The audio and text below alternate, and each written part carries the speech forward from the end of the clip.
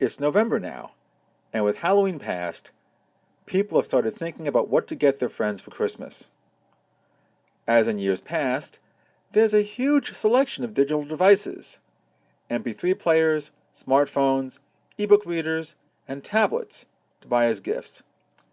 And also, as in years past, the prices have gone down while the capabilities have increased. And many of you will be thinking about getting one of these devices for someone as a gift. But before you do this, ask yourself this important question. Is this actually something this person would want?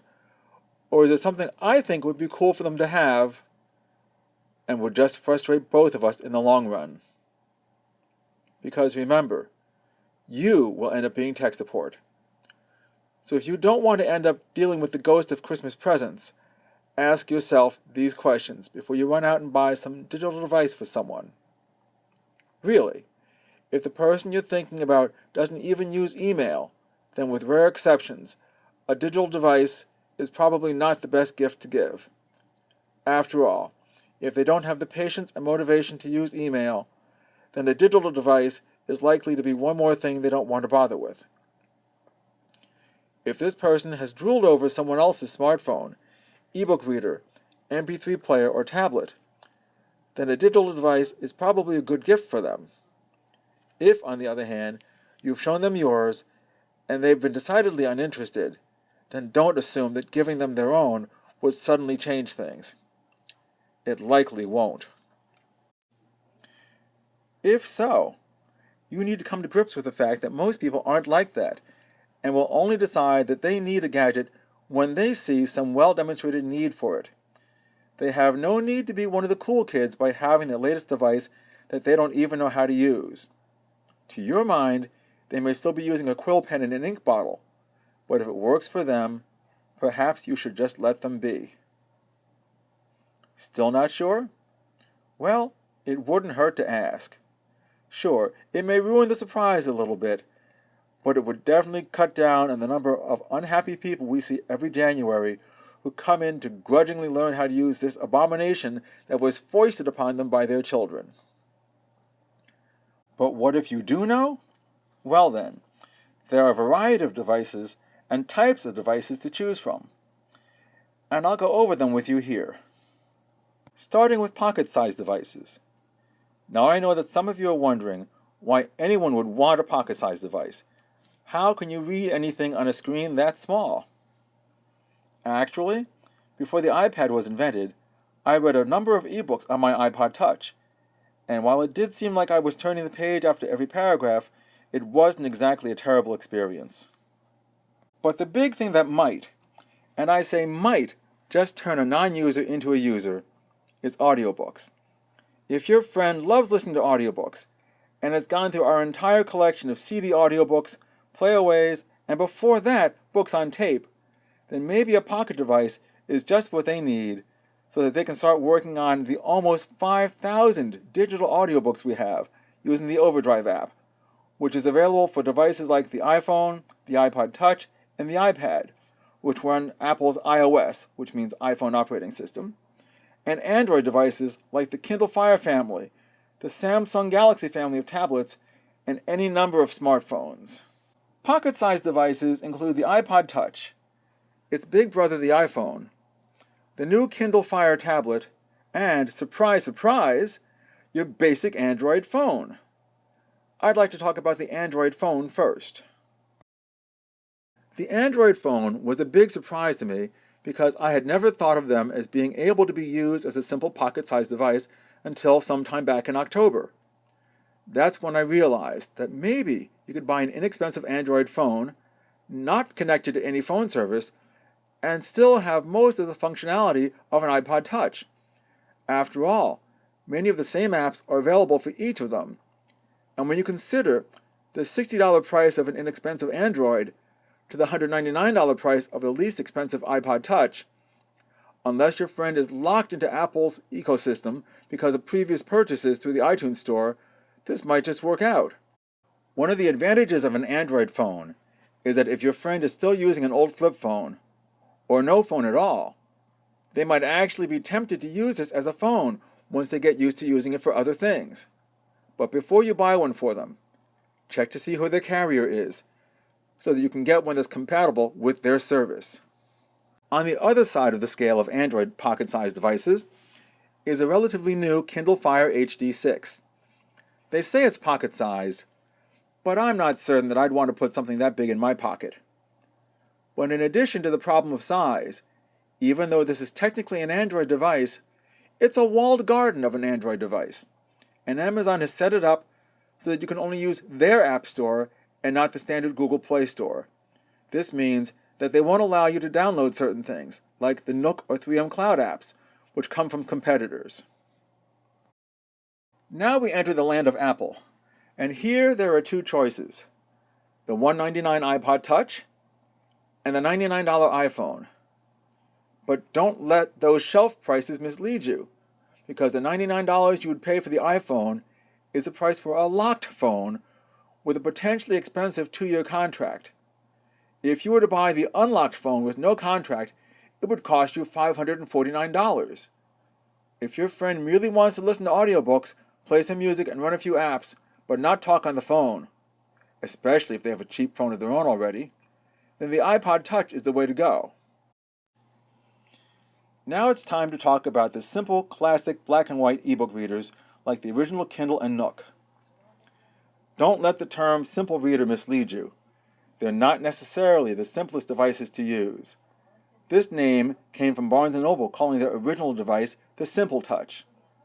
The most important thing about these two devices is that they both have touch screens. You can find older Kindles for less that don't have the touch screen, but I wouldn't go there. I wouldn't do that to a person who's just starting out trying to use one of these. Everyone these days is used to using touchscreens, so why would you want to put this person back in the Stone Age just to save a little money? Touchscreens are the way to go. Both of these devices work with our Overdrive system for borrowing books, but the Kindle can work wirelessly and doesn't require the person to actually own their own computer. The Nook, on the other hand, requires a user to go through a process called sideloading, where you attach it to a computer and then drag the files over. Once again, more work than I think you should put a newbie through, and for that reason, when it comes to simple readers, I definitely recommend the Kindle over the Nook. Now let's talk about tablets. Okay, so what would anyone want a tablet for when a simple ebook reader would do?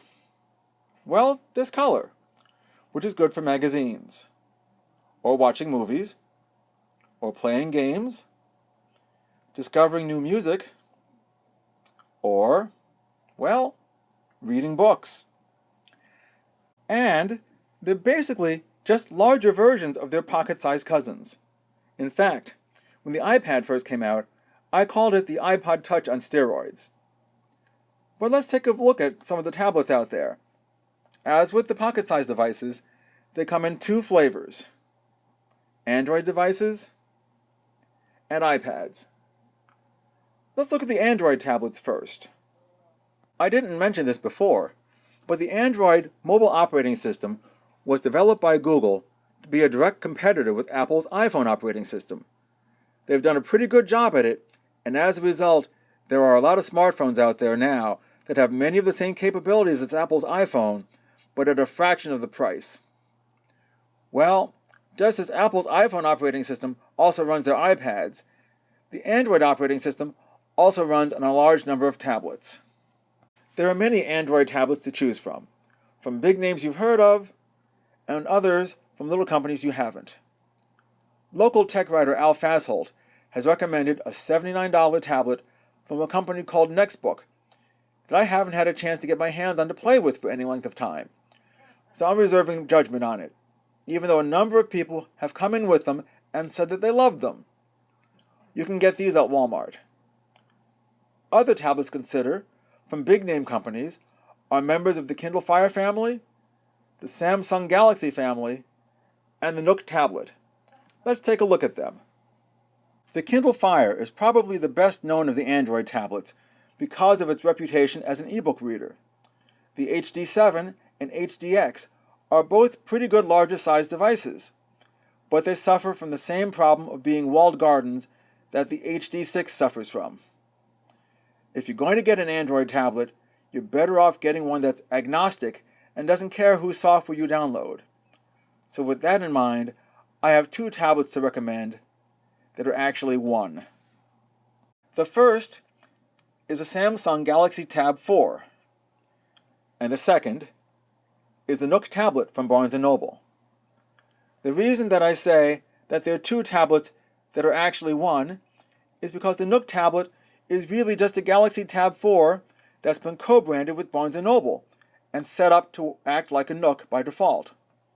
And yet, one very important thing about the Nook tablet is that despite the way that Amazon chooses to play the game, the Barnes & Noble version of the Galaxy Tab is not a walled garden. In fact, you can install Amazon's Kindle app with absolutely no problem, making this device from Barnes & Noble not only capable of reading books you've purchased from them, but from Amazon too. No worrying about corporate rivalries here. So which of these two twins of tablets do I recommend over the other? It's the co-branded Nook version. Why? Well, aside from the bundled offers of free books and magazines, but read the fine print carefully on those, there are over 600 Barnes & Noble locations all over the country, in addition to the two right here in Onondaga County. And you can get tech support at these places just by walking in the door. That's pretty good. And this brings us to the iPad family. These have become, if not the most popular, the most well-known tablets out there, and pretty much the only choice if you or your friend are locked into the Apple ecosystem. They have the same advantage as a generic Android device, in that since they're not marketed by any one bookseller, they're agnostic, and don't care whose reader or listening software you run. So, what should you get? It all depends. There is no one-size-fits-all answer. It all depends on the person you want to buy for, what their experience is, what you think they want to do with it, and how much you want to spend. And remember, for some people, the best gift will still be a gift card, so they can choose the device or plain old book that they want. At least, in getting one of these, you will have recognized how much they love to read. Well, that's it, folks. If you have any questions, feel free to stop by and visit me at the Liverpool Public Library.